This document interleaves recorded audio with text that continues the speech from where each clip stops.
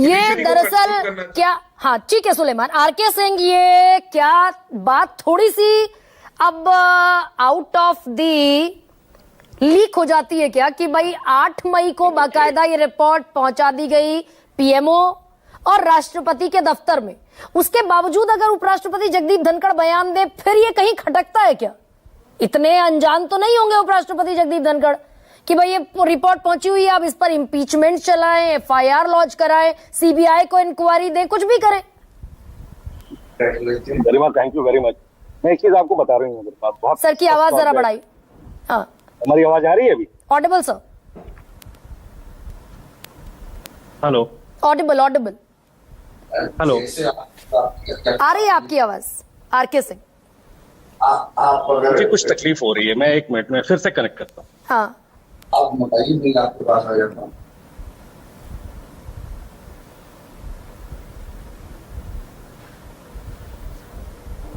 R K Singh hello ji, sorry, I am so sorry. हाँ गरिमा, मैं एक चीज बता देता हूँ, मैं बहुत इसके पहले भी हमने एक प्रोग्राम में आपके साथ ही शो करा था।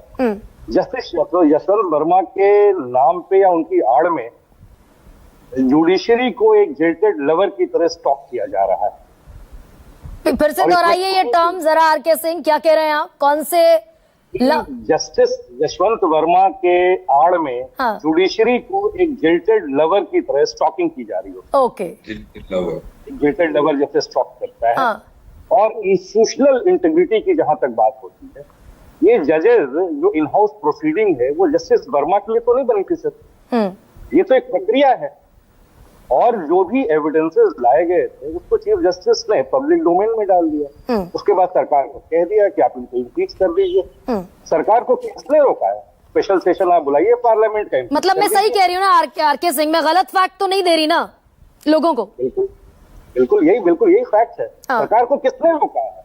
और ये मानना कि सिर्फ सरकार के पास ही संवैधानिक संस्थाओं को बचाने का मौलिक अधिकार है या दैविक शक्ति उनको मिली हुई है, इस मुगालते से ये सारे इंस्टीट्यूशन हट जाए।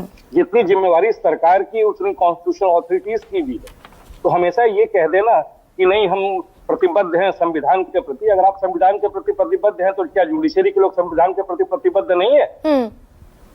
आपको किसने रोका है? मैं बार बार तो कह रहा हूं, मैं सरकार के नुमाइंदों से ये बात पूछना चाहता हूं कि आपको किसने रोका है?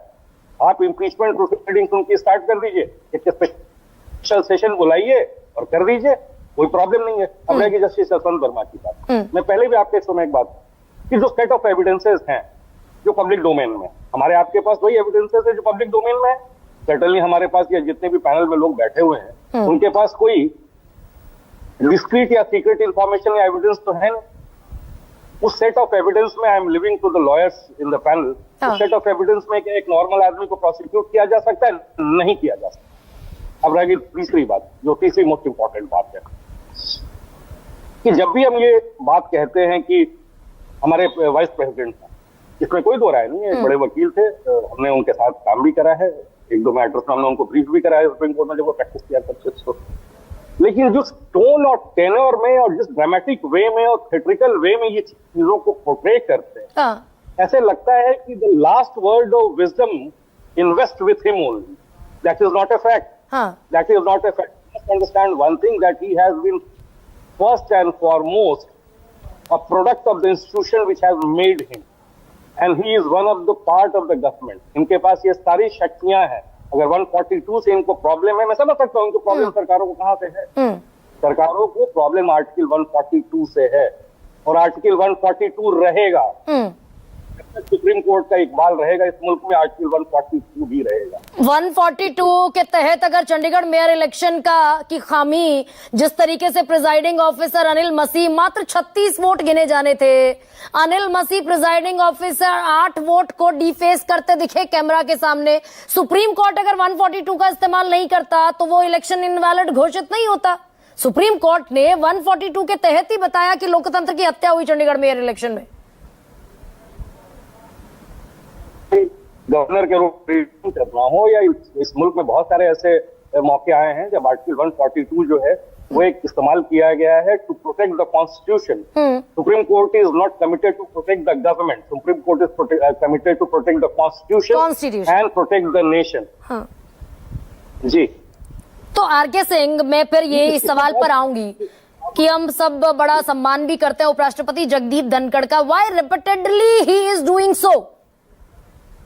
भाई 8 मई से पहले कहते तो बात समझ में आती, कंसर्न वाजिब लगता। 8 मई के बाद अगर कहा तो ये कंसर्न गैर वाजिब दिखने लगा क्या अब? आरके सिंह, राष्ट्रपति की दरअसल नेटवर्क आपका, आरके सिंह, थोड़ा करेक्ट कीजिए अपने प्लेसिंग को, क्योंकि नेटवर्क बड़ा डिस्टर्ब्ड है।